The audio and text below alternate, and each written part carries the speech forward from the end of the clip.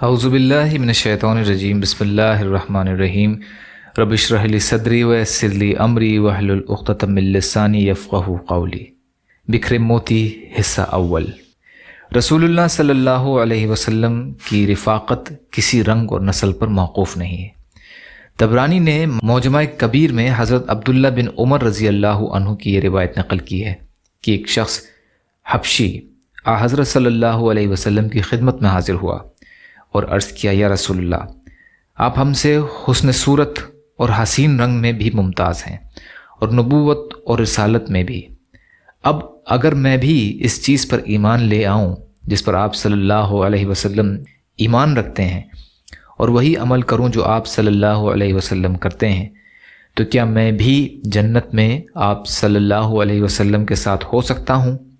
حضرت صلی اللہ علیہ وسلم نے فرمایا، ہاں ضرور، تم اپنی حبشیانہ بدصورتی سے نہ گھبراؤ، قسم ہے اس ذات کی جس کے قبضے میں میری جان ہے، جنت میں کالے رنگ کے حبشی سفید اور حسین ہو جائیں گے اور 1000 سال کی دوری سے چمکیں گے، اور جو شخص لا الہ الا اللہ کا ماننے والا ہے اس کی فلاح اور نجات اللہ تعالیٰ کے ذمے ہو جاتی ہے، اور جو شخص سبحان اللہ و بحمدہ پڑھتا ہے اس کا نامہ اعمال میں 1,24,000 نیکیاں لکھی جاتی ہیں۔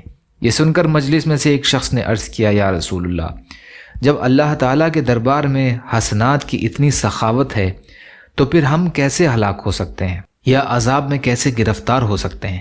آپ صلی اللہ علیہ وسلم نے فرمایا، یہ بات نہیں، حقیقت یہ ہے کہ قیامت میں کچھ آدمی اتنا عمل اور حسنات لے کر آئیں گے کہ اگر ان کو پہاڑ پر رکھ دیا جائے تو پہاڑ بھی ان کے بوجھ کو برداشت نہ کر سکے، لیکن ان کے مقابلے میں جب اللہ رب العزت کی نعمتیں آتی ہیں اور ان کا موازنہ کیا جاتا ہے تو انسان کا عمل ان کے مقابلے میں ختم ہو جاتا ہے، مگر یہ کہ اللہ تعالیٰ ہی اس کی رحمت سے نوازیں۔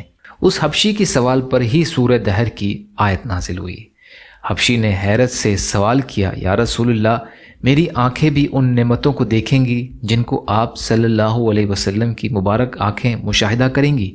آپ صلی اللہ علیہ وسلم نے فرمایا، ہاں ضرور۔ یہ سن کر حبشی نو مسلم نے رونا شروع کیا، یہاں تک کہ روتے روتے وہیں جان دے دی، اور حضرت صلی اللہ علیہ وسلم نے اپنے دست مبارک سے اس کی تجہیز اور تدفین فرمائی۔ معارف القرآن۔ یا اللہ ہم سب کو کہنے سننے سے زیادہ عمل کی توفیق عطا فرما۔ یا اللہ مظلوم فلسطینیوں کی، کشمیریوں کی، روہنگیا مسلمانوں کی اور مسلمان جہاں بھی پریشان حال ہیں، ظالموں کے ظلم کا شکار ہیں، آپ ان کی بھرپور مدد فرمائیے۔ یا اللہ ہم سب کو اپنی استطاعت کے بقدر اپنا حق ادا کرنے والا بنائیے۔ یا اللہ آپ نے ہمارا ظاہر بھی اچھا بنایا ہے، ہمارے باطن کو بھی اچھا بنا دیجیے۔ یا اللہ صبر کرنے والا، شکر کرنے والا اور اچھی طرح عبادت کرنے والا بنائیے۔ یا اللہ آپ قادر مطلق ہیں، آپ کے لیے ہر چیز آسان ہے، ہمارے لیے بھی آسانیاں پیدا فرمائیے۔ یا اللہ اپنے حلال میں سے دیجیے، اپنے حرام سے بچائیے، اپنے غیر سے بے نیاز کر دیجیے، عزت اور عافیت کی زندگی عطا فرمائیے۔ یا اللہ جو مانگا وہ بھی عطا کر دیجیے، جو بھول گئے ہوں اپنے فضل و کرم سے عطا فرمائیے۔ ربنا تقبل منا انک انت السمیع العلیم برحمتک یا ارحم الراحمین۔ لا الہ الا اللہ محمد رسول اللہ۔ السلام علیکم ورحمۃ اللہ وبرکاتہ۔